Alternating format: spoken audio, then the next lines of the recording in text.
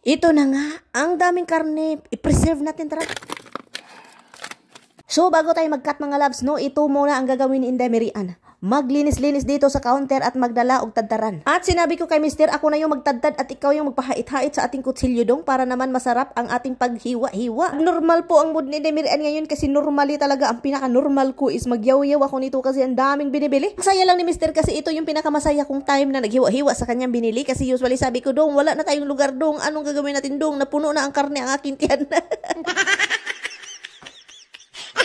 Alam niyo naman talaga guys, na masarap talaga yung steak guys. Prime rib po ito, masarap din itong lutuin buong ganito. Pero guys, dahil sa mahilig ako sa steak, mahilig kaming dalawa, magsugba-sugba, ganun. So hiniwa-hiwa na namin guys kasi meron pa kaming tatlo last year guys. At lutuin namin yan guys sa New Year. Yung isa na pinakamalaki at sana hindi pa sira. Hindi man yun masisira guys kasi pinipreserve. At yung freezer namin talaga is sobrang talagang ginawan guys, magtikig-tikig. Ay, kung hindi talaga ako giginawin guys ngayong winter guys at mag-isno-isno guys, magsugba-sugba sa labas, ana. Kung gustong mag-join dyan, sino mag-join dyan sa akin dito? O kayo Lloydie, Brenda, kung gusto nyo mag-join, magpatugnaw tayo, magsugba-sugba tayo dito. At makikita nyo guys, masabi ko talagang marami doon guys. As in talagang proud na ako na maraming karne. Kung magkaano man ang mundo, kung walang kuryente, adoy. Buti na lang tingginaw ngayon guys niya. Kung walang kuryente guys, ada ilagay sa labas lang. Ay kung walang kuryente na isang buwan din sa summer guys, edi mo burot-burot ang akong tiyan. Kinakain-kain itong mga steak na ito, no? Steak, parang tukog. At habang nagkakat ako dito guys, si Mister naman is talagang ginagamit niya yung machine niya, no? Kasi kailangan, kung mag-preserve kasi talaga, kailangan mo siyang i-zip. Ganun ba? Ganito. Parang higup-higupin yung hangin na walang hangin sa loob guys. At ito yung ating karne. Ang ganda-ganda talaga ng prime rib. Oy, iwan ko na lang. Ito sure talaga ako na karne guys. Pag may buto, sure tayong karne, no? So, bibili tayo ng mga karne yung may mga buto-buto. Kasi hindi talaga paminsan talaga, hindi na natin alam kung ano yung mga binibili natin, no? So, ang ganda-ganda kapag ganito mag-preserve guys. Lagyan nyo na lang ng date para alam niyo kung sino yung old at sino yung ayang. Dito sa ating mga viewers, mga loves, mayroong masasayahan na mayroong mga pagkain akong pinakita. Ang iba naman magagalit. Iwan ko na lang magagalit sila. Hindi ko naman kinuha yung mga pira nila sa bulsa nila para ibili ng karne, no? Ang iba talaga, nagsayang lang kayo ng pira, nagpaibog ka. Pag sure, naibog lang juga, oy.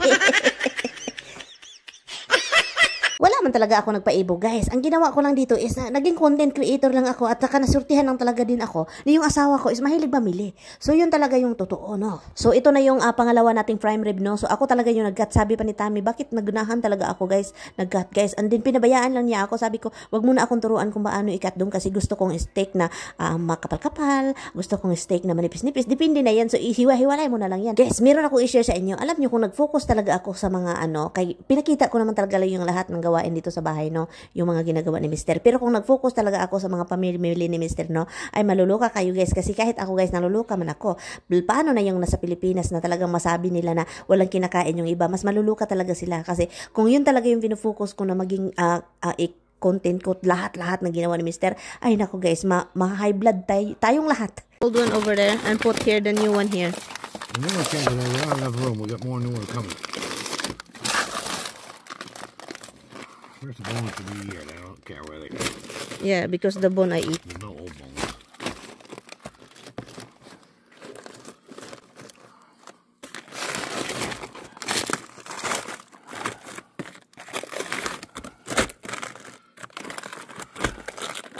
At least you put a date, right? Yes. Balinese. Yeah, so I know what is not.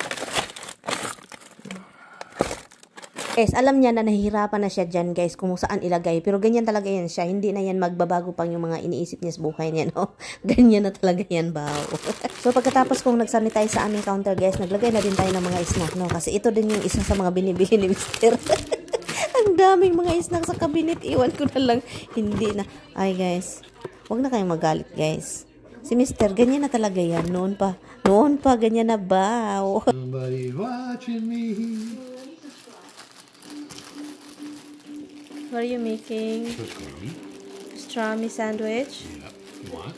No. Pastrami. It's good. You like pastrami. It's tough. And you heated something already here? Okay. Huh? Cover it. You can do it yourself? I could. Oh. What? What do you want?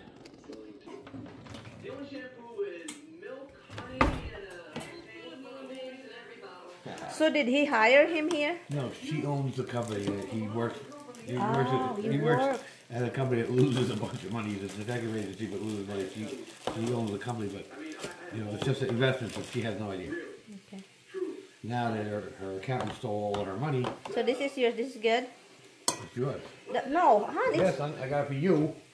You say what should I have? Hala, this is for you. No, hon. Hala, you get it for me? Yes, I'm having to show you. I have that. What's wrong with you? I thought I'm serving you. I thought I'm serving you, honey. I really did.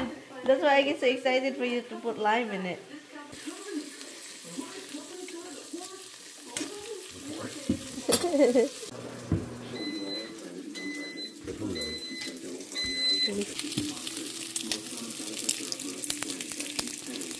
Good. Oh, you have to put that too? Oh, looks good. Sandwich. Ay, nako, did so much on. Hoy! Tommy's all about the mustard. Is it? Yes. Ang TV is always loudy. So, nagluto po kami ng... Kuto sabi ko kay Tami. Kain tayo. Kailangan ko itong labhan, oh. I think sa ano ito, sa flour, oh. Nagka-flour tao ng akong ano, no. So, yun. So, with the balsamic and then vinegar and then oil. So, and then you're gonna have this. No. Yes, you are. This is yours. Yes. Oh my goodness. It's really pissed me off. Okay. Okay, I'm hitting your thing. This is yours. Mine is rice alone. So, kain kami. And, because I don't know, I don't eat rice lunch. So, my stomach is, Riceless. yeah. And it's need rice right now. It's like a NASCAR commercial. Riceless. So, this is your salad. So, you do it right here lang. Right here. Ah, seriously. Put it. Mag-share. Uy, kasi gusto niya na salad. Hoy, your plate is over there. I hated it. My salad bowl. Oh. I'm gonna hit for you for your salad, okay? I'm gonna... No. Hun? She would not listen to me at all. Just listen with them out. So you have shrimp in your salad? That's not good. Chicken, why? You can buy it. The shrimp. No, never. Yes, you could. I give you already.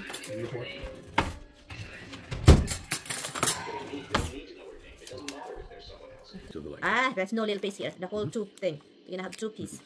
Huh? Don't fight with me. You have to do that. This is like a $20. Look. Who's that? Your son. Your son.